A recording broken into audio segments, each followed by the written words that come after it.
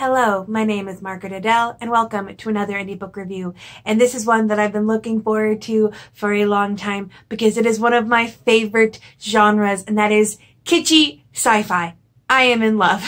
And this book is Dusk Mountain Blues by Deston J. Munden. This is not the first book by this author I have reviewed. I reviewed his D&D style slice of life high fantasy called Tavern, but I was much more excited for this one because I am much more into sci-fi than I am high fantasy, and the premise of this one, it just sounded delightful. I believe this particular subgenre is Sci-Fi Western, which I have not gotten into a lot for some reason.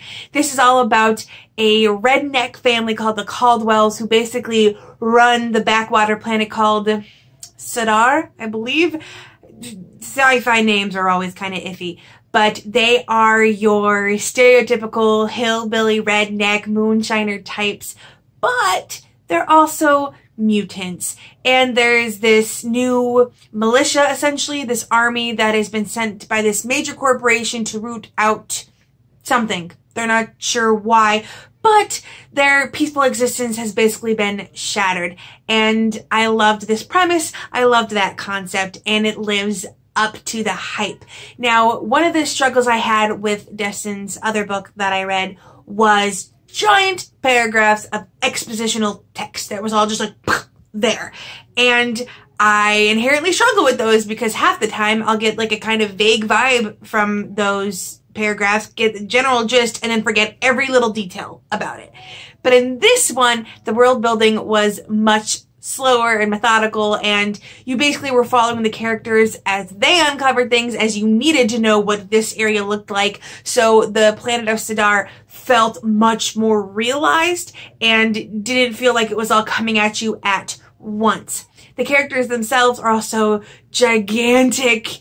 I mean, in Appetite's case, literally. They're larger than life, and they have the lovely little quirks. They all have different mutations, more or less, and they all have strange nicknames off of those mutations that are used as often as their given names. One of our protagonists is called Drifter, even though his real name is Luke. You have one called Woodrow, but his more commonly used name is Appetite because he's just a giant dude that eats a ton.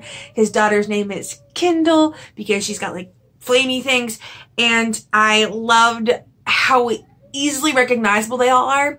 Admittedly, the genealogy got away from me a bit because Drifter, who is a patriarch, he is one of 5 brothers, and then each of those brothers have both kids and grandkids. So there's 3 different generations of this family. So it gets a little unwieldy trying to remember like who's with what branch, but because they're so larger than life and just shy of cartoonish, which in a kitschy sci-fi is what you really want, but because they're so larger than life, it's really easy to remember them. Like, you remember who the Hounds are and what their whole deal is, and Loner and his whole deal. It's a lot easier to remember all of that, and there's a lot of emphasis on family.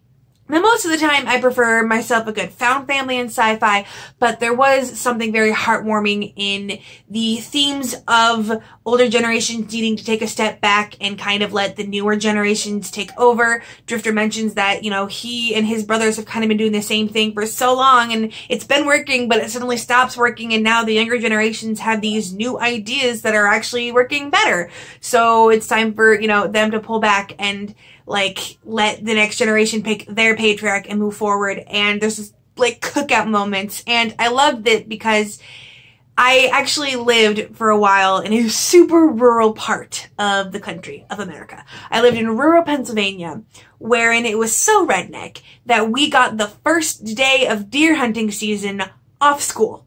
And it wasn't even like a tongue-in-cheek thing where it was like, oh, it's a teacher in-service day, wink. Like, literally, it said on the school calendar, beginning of deer hunting season. So I know people like this. I've talked to people like this, and the fact that like a good cookout with someone playing like a guitar or a banjo can like turn the whole mood around. Like, that scene was really impactful. And it's nice because they're very recognizable character archetypes. When I review sci-fi, a lot of the times I want to review it based on how easy it is for someone to get into the genre, because sci-fi in general can be a little bit daunting for someone that's new. And this book isn't necessarily a guaranteed universal in for everyone.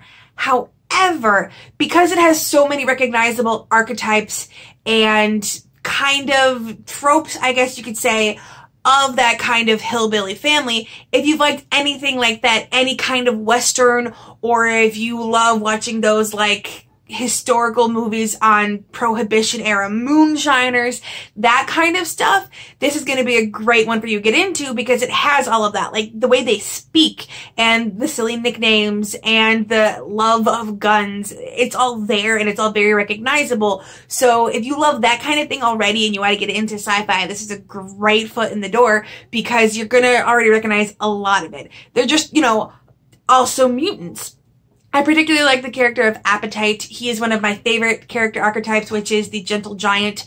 Of course, the book discusses how he wasn't always that gentle and patient, and he had some kind of, fiery moments in his youth.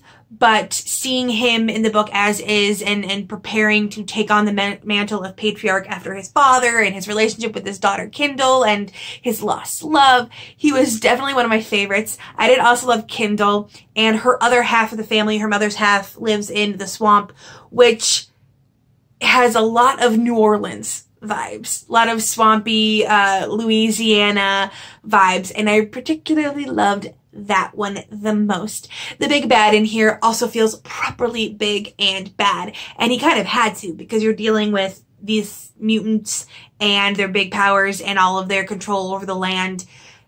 The big bad needed to be proper big and bad. There's also some gigantic plot twists that I did not at all see coming, and without getting too spoilery, I'm really excited because while this is a sci-fi Western, the ending leads me to believe that it's going to turn into a proper space opera moving forward. And I don't want to get too much more in depth because big things happen, but space opera is my all-time favorite genre of all time. So I'm super excited for that. And yes, this is the beginning of a series, and I'm really excited moving forward to see more of it. I think what I'm excited the most for is that there's still so many members of the Caldwell family that you didn't see a lot in depth just because there's just such a gigantic amount of them.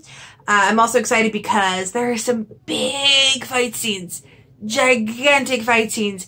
And I don't know what it is, if it was written differently or if because I just understand sci-fi better than high fantasy, but I understood them a lot better than Tavern. Maybe my brain is just better suited for, laser swords. I don't know. But the fight scenes were a lot of fun, a lot of people using their abilities in cool ways, and just the general vibe of family and protecting your home is... they're not exactly a wholesome bunch, but it's such a recognizable feeling that even though it's a mutant redneck family fighting, cyborg and android soldiers, it just still feels like a very recognizable story with a lot of heart in it. I'm super excited to keep moving forward. This is a 5-star book for me. Of course, again, this isn't the best door into sci-fi unless you already love those kind of redneck hillbilly moonshiner stories. But if you like those, this is going to be a great way to ease yourself into the genre. And in general, I just love how Deston Munden loves to warp genres and turn them on their heads entirely. And also, I just need to start reading more sci-fi westerns. So, if you are an indie author and you're interested in the review, please let me know. I will have my email down in the description below.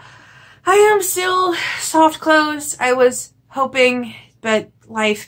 Anyway, I might be more likely to say no than usual, so keep that in mind when you send that email. And with nothing else to say, I hope you have a wonderful day and a marvelous tomorrow.